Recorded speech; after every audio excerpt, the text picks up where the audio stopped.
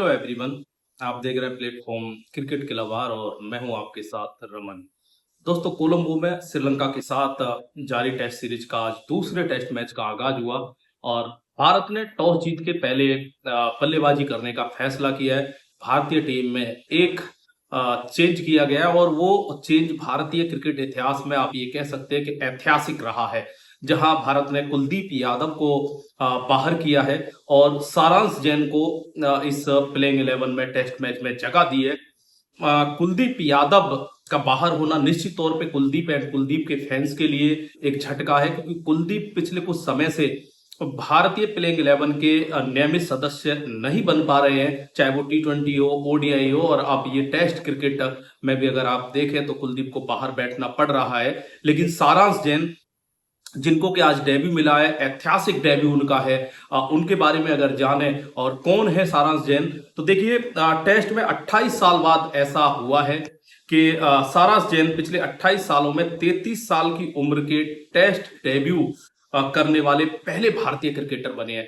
33 साल सारांश जैन की उम्र है और 28 साल बाद भारतीय टेस्ट क्रिकेट में कोई 33 साल का जो क्रिकेटर है वो भारत के लिए टेस्ट डेब्यू कर रहा है। उनसे पहले रॉबिन सिंह ने 1998 में ऐसा किया था।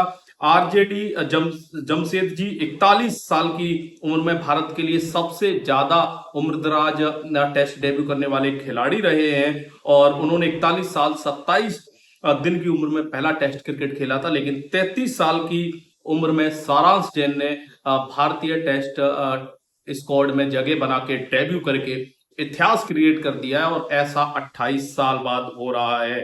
वही बात करें कि सारांश जैन की, तो सारांश जैन जो है, गिल ने बताया कि कुलदीप यादव को इन्फेक्शन है, बट आप सभी जानते हैं कि कुलदीप क्यों बाहर है। ये टीम मैनेजमेंट से की तरफ से हमेशा इस तरह के बयान दिए जाते हैं जिस वजह से सारांश को मौका मिला। लेकिन सारांश की कहानी शानदार है, जिन्होंने डोमेस्टिक क्रिकेट में शानदार प्रदर्शन के दम पर टीम में जगह बनाई थी और जब उनका सिलेक्शन हुआ था तब इसको लेके डिस्कशन हुआ भी था। अब डेब्यू कर रहे हैं। तो सारांश जैन ऑलराउंडर है, वे ऑफ स्पिन गेंदबाजी करते हैं, बाएं हाथ के बल्लेबाज है। 54 फर्स्ट क्लास मैचों में उन्होंने 31 के औसत के साथ 2233 रन बनाए हैं और 188 विकेट भी लेने में सारांश जैन को कामयाबी मिली है। सारांश अश्विन को अपना आइडियल मानते हैं। वह घरेलू क्रिकेट में लगातार अच्छा कर रहे थे, धीरे धीरे आगे बढ़ रहे थे और 2014 में रणजी ट्रॉफी में डेब्यू करने वाले सारांश 2022 में सुर्खियों में छाए थे।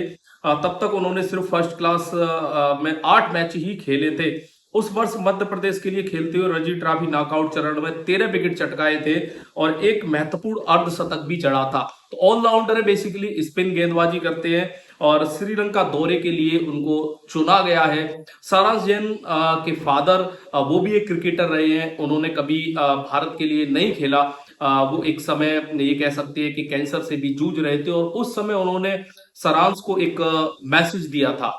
ये कहा जा सकता है कि वो जो मैसेज है वो शायद गंभीरता से सारांश ने लिया और उस समय सारांश को उनके फादर ने बोला था कि जब भी टीम में मौका मिले जज्बे के साथ खेलना, दिल से खेलना और जज्बे के साथ खेलना। और वही जज्बा अब सारांश जैन को इस दूसरे टेस्ट मैच में, जो कि कोलंबो में शुरू हो चुका है, दिखाना होगा, जहां भारत WTC फाइनल के लिए जद्दोजहद कर रहा है। इस सीरीज की जीत के साथ साथ भारत का WTC फाइनल दांव पे लगा हुआ है। अब बात करें अगर इस समय, क्योंकि भारतीय टीम पहले बल्लेबाजी कर रही है, भारत का जो स्कोर है वो 37 रन विदाउट विकेट है।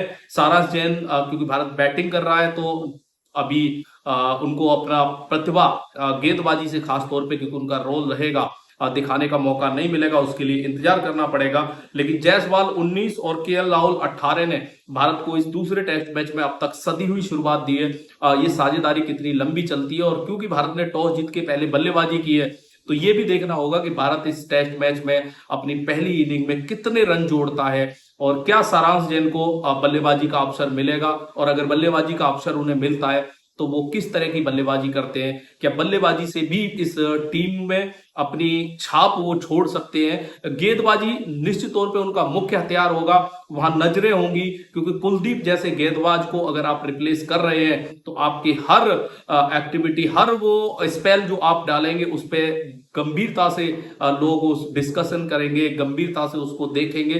तो सारांश जैन ने क्रिएट जरूर की है हिस्ट्री, लेकिन सारांश जैन को ये पता होना चाहिए कि कुलदीप जैसे गेंदबाज को रिप्लेस करने का मतलब 33 साल की उम्र में अगर आपको चांस मिला है तो फिर आपको किस तरह का प्रदर्शन करना पड़ेगा, क्योंकि अब यहां से अगर आप डिलीवर नहीं करते हैं और अगर आप टीम से ड्रॉप हो जाते हैं तो वापसी का शायद ही मौका मिले। तो ये आप कह सकते हैं कि सारांश जैन के लिए फर्स्ट एंड लास्ट चांस है। बहुत बहुत शुभकामनाएं सारांश के डेब्यू के लिए, लेकिन कुलदीप को रिप्लेस करना है तो डिलीवर करना पड़ेगा प्रदर्शन के तौर पे। फिलहाल आपको क्या लगता है दोस्तों, कमेंट बॉक्स में जरूर बताइएगा। Thank you.